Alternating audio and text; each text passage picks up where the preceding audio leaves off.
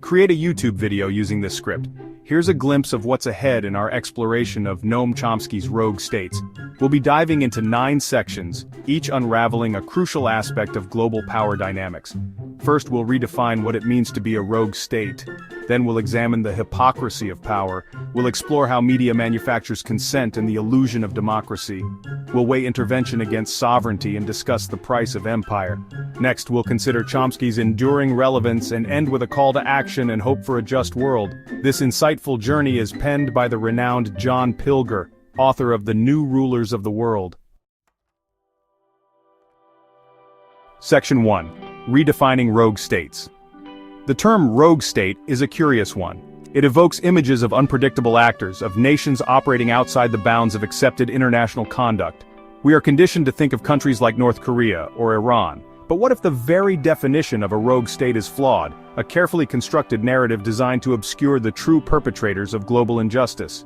Noam Chomsky, in his seminal work Rogue States, challenges us to reconsider this very notion. He argues that the label is often arbitrarily applied, a tool used by powerful nations, particularly the United States, to demonize those who dare to challenge their hegemony. Chomsky's analysis is rooted in a simple yet profound observation, that power, left unchecked, inevitably corrupts. The United States, despite its pronouncements of freedom and democracy, has consistently acted in its own interests, often in direct violation of international law and norms. From the bombing of Cambodia to the invasion of Iraq, the historical record is replete with examples of the U.S. acting as a rogue state, destabilizing regions and leaving chaos in its wake.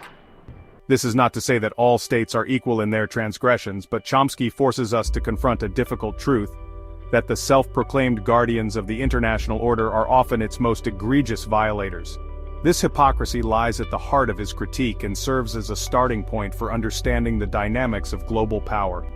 The conventional narrative, peddled by governments and amplified by a compliant media, paints a simplistic picture. The West, led by the U.S., represents the forces of good, upholding democracy and freedom against the forces of tyranny and oppression. Chomsky dismantles this narrative, exposing the double standards and hidden agendas that underpin much of U.S. foreign policy. Section 2. The hypocrisy of power. Central to Chomsky's argument is the selective application of international law. The U.S., while quick to condemn others for transgressions, has consistently acted as if it is above the law.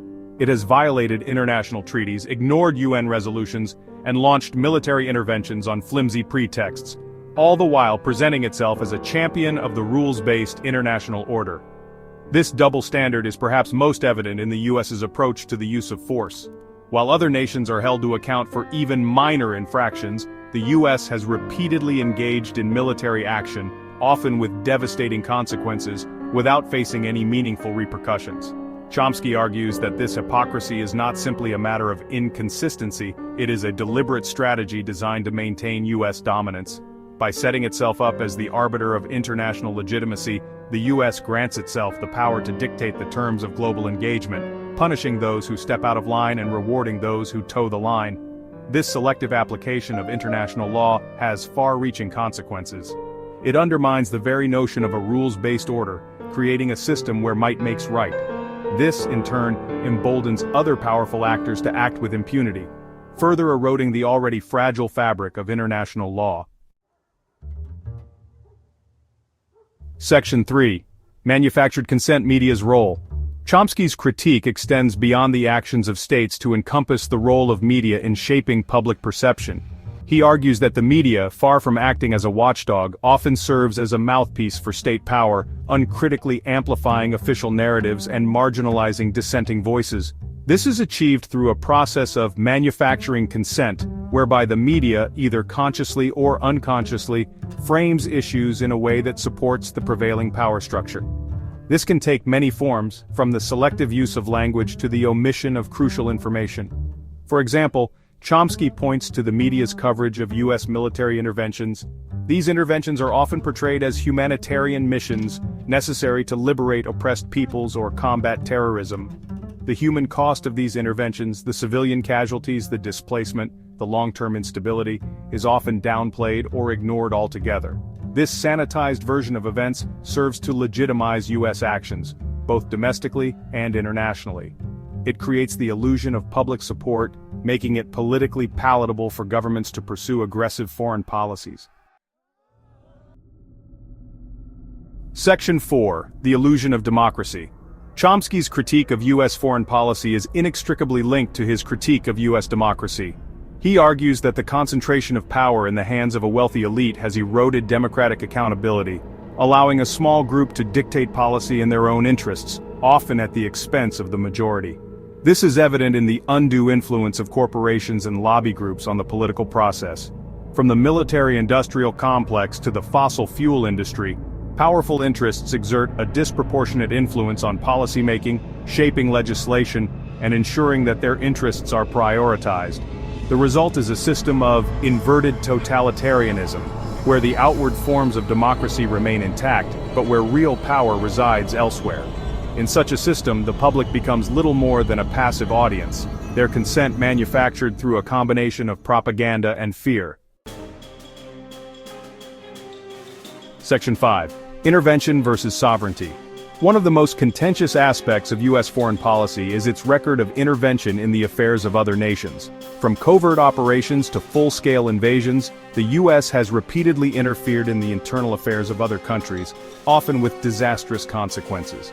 Chomsky argues that these interventions are rarely, if ever, motivated by humanitarian concerns.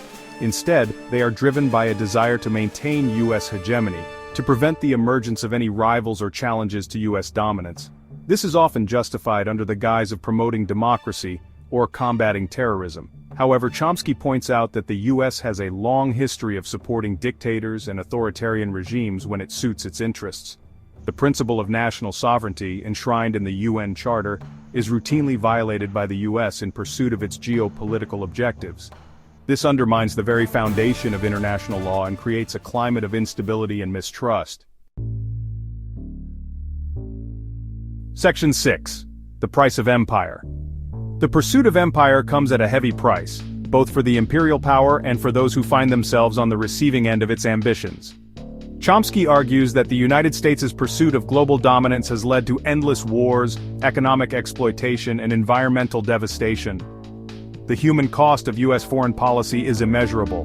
Millions have been killed in wars and conflicts fueled by U.S. intervention. Countless others have been displaced, their lives shattered by violence and instability. The economic costs are equally staggering. The United States spends more on its military than any other country in the world, diverting resources from essential social programs and contributing to a growing national debt. Moreover, the United States' pursuit of empire has had a devastating impact on the environment. From the carbon emissions of its vast military machine to the toxic legacy of its wars, the United States is a major contributor to the climate crisis and other environmental problems. Section 7. Chomsky's enduring relevance. Chomsky's critique of U.S. foreign policy, though written over 2 decades ago, remains as relevant as ever.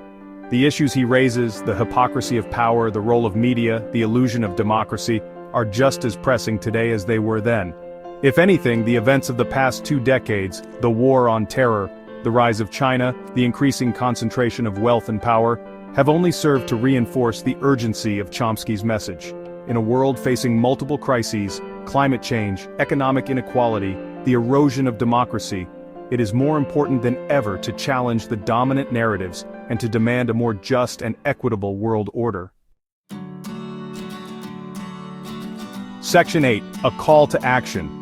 Rogue States is not simply a work of critique, it is a call to action. Chomsky urges us to challenge the status quo, to hold our leaders accountable, and to demand a foreign policy based on principles of justice and respect for international law. This requires us to become informed citizens, to educate ourselves about the realities of U.S. foreign policy, and to challenge the propaganda that is constantly being fed to us by governments and the media. We must also support organizations and individuals working to promote peace, justice, and human rights. By joining together and raising our voices, we can create a more just and peaceful world. Section 9. The Hope for a Just World. Despite the bleak picture painted by Chomsky, Rogue States is not a pessimistic book. It is ultimately a work of hope, a belief that a better world is possible. Chomsky reminds us that throughout history, ordinary people have come together to challenge injustice and create a more equitable world.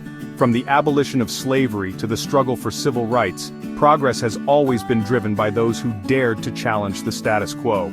In the face of overwhelming power, it is easy to feel powerless, but as Chomsky reminds us, we are not powerless. We have the power to change things. By speaking out, by organizing, by demanding better of our leaders, we can create a world where the rule of law prevails, where human rights are respected, and where all people have the opportunity to live in peace and dignity.